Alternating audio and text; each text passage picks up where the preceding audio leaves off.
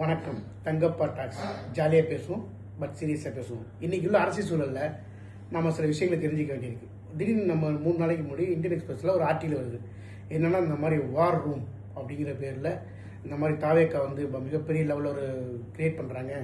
Political analysis, strategical வீடியோஸுக்கள், இந்த மாதிரி நிறைய வார்த்தை புதுசு புதுசாக போட்டு பயங்கரமாக ஒரு ஆர்டிக்கல். ஏன்னா அதை படித்து பார்க்கும்போது ஆகாகா நம்ம எங்கே ஒரு உலகத்தில் மாட்டிகிட்டு இருக்கும் பிள்ளைக்கு இவங்கெல்லாம் பெரிய அறிவாளிகள் பிள்ளைக்கு நமக்கு தோணும். அப்படி தான் கட்டமைச்சிருக்காங்க. பட் இருந்தாலும் பரவாயில்ல, நம்மளும் ஜாலியாக சில விஷயங்களை உங்களுக்கு சொல்கிறேன். 50 ஆண்டுகள் உலகத்தை ஏமாற்றின சில விஷயங்கள்லாம் இருக்குது. அதை பற்றியும் பேசலாம். தலைப்பு சூப்பராக வச்சுப்போம். லூச்னஸ் மான்ஸ்டர், ரூட் மாஃபியாவும். நீங்கள் இந்த லூச்னஸ் மான்ஸ்டர்னால் ஏதோ பெரிய இந்த நினைக்க வேண்டியதில்லை. LOCHNESSன்னு போட்டு நீங்கள் கூகுளில் சர்ச் பண்ணிங்கன்னா அது என்னன்னு ஒரு கதை தெரியும். அந்த கதையும் ரூட் மாஃபியாவும் ஒன்றும் இல்லை. அதில் என்ன பண்ணியிருக்காங்கன்னா, ஒரு வேட்பாளர் எப்படி தேர்வு பண்ணணும், அவங்களாம் யார் தெரியுமா, அவங்களுக்கு எப்படி ஒர்க் பண்ண தெரியுமா, அவங்க பேக்ரவுண்ட் என்ன தெரியுமா, ப்ளஸ் வந்து எப்படி பொலிட்டிக்கல் அனலைஸ் பண்ணி இவங்கெல்லாம் தேர்ந்தெடுத்தோம், மக்கள் எப்படி பண்ணணும்னு பயங்கரமாக அந்த ஆர்டிக்கல் இருக்குது. படித்து பார்த்தீங்கன்னா நம்ம மீளவே முடியாத அளவுக்கு நம்ம கொண்டு போய் சேர்ப்பாங்க. ஒன்றும் கிடையாது, நம்ம சும்மா அதிலே போச்சுப்போம். வேட்பாளரை பற்றி சில விஷயங்கள் மட்டும் பேசிட்டு அப்புறம் அந்த லூச்னஸ் மான்ஸ்டர் தான் என்ன, அதுக்கு ரூட் மாஃபியாவுக்கு என்ன மாதிரியான கனெக்ஷன் நம்ம பார்க்கலாம். அதாவது நம்ம கருப்பையா வந்து ஒரு வேட்பாளர், சோழவந்தான் வேட்பாளர், அவரை பற்றி போட்டிருப்பாங்க. அவர் வந்து ரொம்ப தெளிவாக திட்டமிட்டு அவர் தேர்ந்தெடுக்காங்கன்னு. அவர் துணை சபான சர்க்காரி சபாநாயகர் கூட இருந்தார். பட் என்ன ஒரு விஷயம் தெரியுமா, அவர் அந்த தாவேக்கா சீட்டு வாங்கிறதுக்கு முன்னாடி நாம் தமிழ் கட்சி அணுகி எனக்கு வேட்பாளராக சீட்டு கொடுங்க அப்படின்னு கேட்டார். உண்மை தான். அப்போ ஏற்கனவே இது வேட்பாளர் அங்கே ஒருத்தர் இருக்காருங்க, அதனால் கொடுக்க முடியாதுன்னு சொன்னாங்க. இது ஒரு இதா. ஆனால் அவர் வந்து அந்த இந்தியன் எக்ஸ்பிரஸ் ஆர்டிக்கலில் ஆகா அவர் நாங்கள் எவ்வளோ கஷ்டப்பட்டு தேர்ந்தெடுமா அப்படிங்கிறாங்க. இதுலேருந்து நீங்கள் புரிஞ்சிக்கலாம். இன்னொன்று, நம்ம அமைச்சர் விருதை மகள் கீர்த்தனா, அவங்க விருதுநகரில் தான் ஒர்க் பண்ணிட்டு இருந்தாங்க.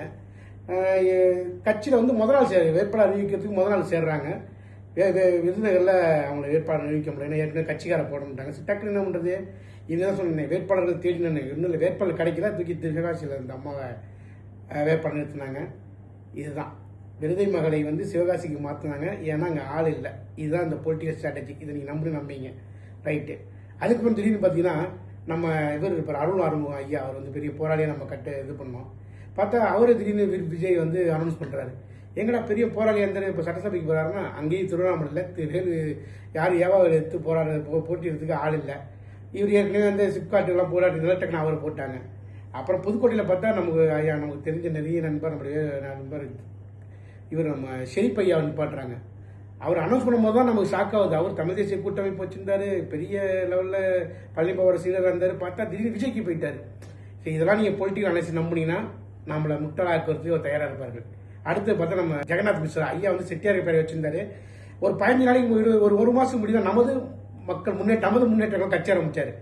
திடீர்னு பார்த்தா அவரை வந்து பார்த்தா கம்ப வேட்பாளராக அறிவிக்கிறாங்க. இப்போ எப்படி வேட்பாளர் தேர்வு செஞ்சாங்கன்னு நீங்கள் தெரிஞ்சுக்கலாம். இன்னும் வேட்பாளர் எவ்வளோ நியாயமானவர்கள் நேர்மையாளர்களுக்கு ஒரு உதாரணம் சொல்ல பாருங்க. குஷி மோகன் ஒருத்தர் வந்து, இப்போ நீங்கள் வீடியோ பார்த்துருப்பீங்க, பாலிமர் அது சத்தியம் டிவிலாம். அவர் வந்து வேட்பாளர்கிட்ட வந்து நான் வந்து எலெக்ஷன் பிரச்சாரத்துக்கு போகாமல் இருக்கிறதுக்காக பணம் வாங்கின வீடியோ ஒன்று.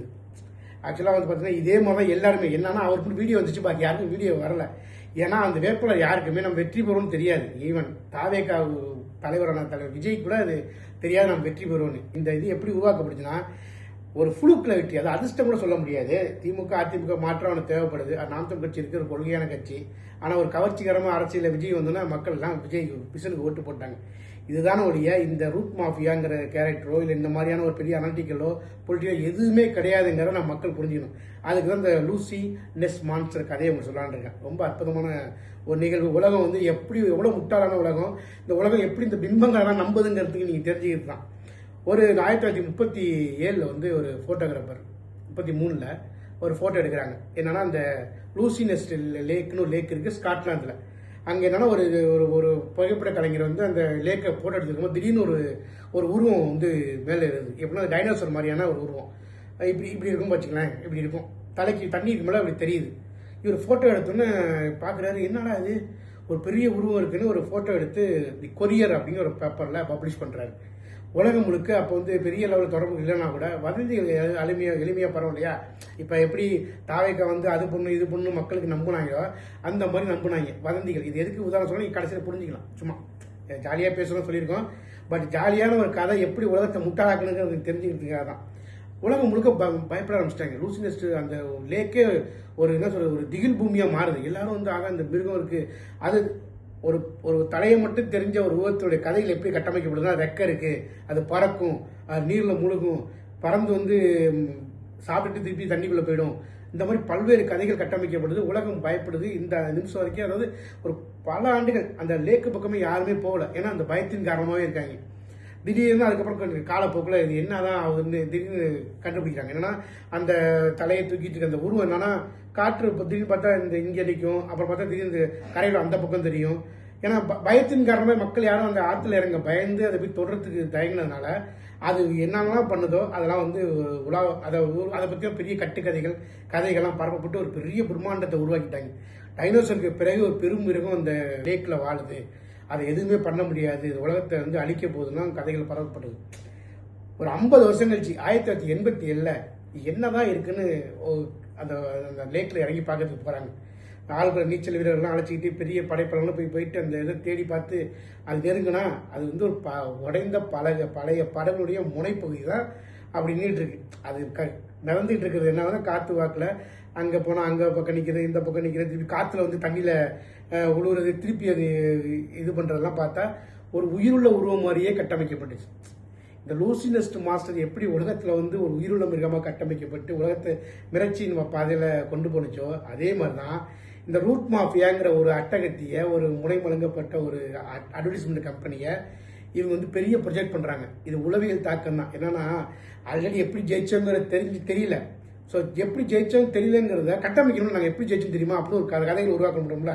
அப்படிப்பட்ட உருவாக்கப்படுற கதைகள் தான் இன்னைக்கு வந்து எங்கே பார்த்தாலும் வந்து அவர்களை பற்றி ரூட் மாஃபியாங்கிறது ஒரு பெரிய இது. ஸ்ட்ராட்டஜிக்கல் ரிப்போர்ட்டர்ஸு, அனாலிட்டிக்கல்ஸ் இருக்காங்க, யூத் விங் இருக்காங்க, அது இருக்காங்க, இது இருக்காங்க, என்னெல்லாம் போடலாம். Water maybe filling the blanks மாதிரி நீங்கள் என்னெல்லாம் ஒரு பொலிட்டிக்கல் வார்த்தைகள் தெரியுதோ அது எல்லாத்தையும் போட்டுங்க. ஸ்ட்ராட்டஜிக்கல் அது எப்படி இந்த ஸ்ட்ராட்டஜிக் ஸ்ட்ரைக் வைப்பாங்க அந்த மாதிரி இந்த பொலிட்டிக்கல் ஸ்ட்ரைக்கு அந்த எதுவுமே கிடையாது. எப்படி வந்து ஒரு புகைப்படம் வந்து ஒரு பெரும் மிருகமாக கட்டமைக்கப்பட்டுச்சோ அது இந்த அதிர்ஷ்டத்தில் ஃபுல்லுக்கில் கிடைச்ச வெற்றியை இங்கே எப்படி கட்டமைக்கிறாங்கன்னா, இதுக்கு பின்னாடி ஒரு பெரிய டீம் ஒர்க் ஆனிச்சு, இதுக்கு பின்னாடி பெரிய ஆட்கள் இருந்தாங்க அப்படின்னு புது புது புது புது கதைகளை உருவாக்கிட்டே இருக்காங்க. இந்த கதைகள் எல்லாம் எப்படி வந்து லூசி நெஸ்ட் மாஸ்டர் வந்து ஒரு 50 வருஷம் கழிச்சு அது வெறும் அட்டை, அது வெறும் ஒரு உடைந்த படங்களுடைய முனையில் கட்டமைக்கப்பட்டுச்சோ அவ்வளோ தூரம் இல்லை. ஒரு 15 நாள் 20 நாள்லேயே நம்ம தெரிஞ்சுக்கிட்டோம் இது சும்மா ஒரு வெட்டு கம்பெனி, இதை வந்து இவங்க கட்டமைக்கிறாங்கன்னு. அதனால் எதை பற்றி கவலைப்பட வேண்டியதே கிடையாது. இந்த இப்படி ஒரு மாஃபியா உருவாகி மக்கள் திசை திருப்புங்கெல்லாம் எல்லாமே போய் இது கட்டமைக்கப்பட்ட பிம்பத்தான் கதையெல்லாம் விடுங்க. எந்தெந்த வேட்பாளர்கள் யார் நீங்களே பாருங்கள். உங்கள் ஊர் வேட்பாளர் யார், அதுக்கு முன்னாடி என்னவா இருந்தார், ரைட்டா? இப்போ ஜெயிச்சார்ல இவர் இதுக்கு முன்னாடி என்னவா இருந்தார் அப்படிங்கிற மட்டும் நீங்கள் தேடி பாருங்கள். நீங்கள் ஒரு பொலிட்டிக்கல் அனலிஸ்ட் தான், நீங்கள் ஒரு ரூட் மாஃபியா, நீங்கள் ஒரு வாய்ஸ் ஆஃப் காமன். இது ஒரு பெரிய விஷயமே கிடையாது. அதனால் எதை பற்றியும் கட்டமைக்கப்பட்ட பிம்பத்தெல்லாம் நம்ம அடித்து தும்சம் பண்ணிடலாம். இதை கொஞ்ச நாள் நம்ம உடச்சிடலாம். இப்போ லூசியஸ் மாஸ்டர் அவங்களே தெரியாது, ஏன் நமக்கு தெரியுது, நம்ம அவங்களே அறிவாளியும் காட்டுறதுலாம் கிடையாது. ஐயோ நீ ஒரு பிம்பம், ஏன் நம்ம சொல்கிறது சில கதைகளை சொல்கிறோம். இந்த மாதிரி உலகம் முழுக்க நிறைய கட்டுக்கதைகள் உருவாக்கப்பட்டுச்சு, அது காலப்போக்கில் உடைத்து நொறுக்கப்பட்டுச்சு. இந்த பிம்பங்கள்லாம் ஈஸியாக நொறுக்கிடலாம். ரொம்ப யோசிச்சு பாருங்கள். நீங்கள் உங்கள் வேட்பாளர் யாருன்னு பாருங்கள், அவங்க அதுக்கு முன்னாடி என்ன பண்ணாங்க, இவரை எப்படா தேர்ந்தெடுத்தாங்கன்னு எல்லாருக்கும் தெரியும். இன்னொன்று யாருக்கும் எந்த வேட்பாளருமே தெரியாது, அது ஒரு பிரச்சனை. அது அவங்களுக்கும் தெரியாது இவர் யாருன்னு. அந்த ஒரு 210 தொகுதிக்கு வேட்பாளர் போட்டாங்க, ஒரு ஃபுளுக்கில் வெற்றி அடைஞ்சாங்க. லூசி நெஸ்ட் மான்சன் மாதிரி ரூட் மாஃபியாவும் ஒரு சாதாரண முனைமடங்கப்பட்ட படகுங்கிறத நீங்கள் விரைவில் புரிஞ்சு கொடுங்க. நன்றி, வணக்கம். ஜாலியாக தான் பேசணும். நீங்கள் இந்த கதையை படித்து பாருங்கள், ரொம்ப ஜாலியாக இருக்கும். நன்றி.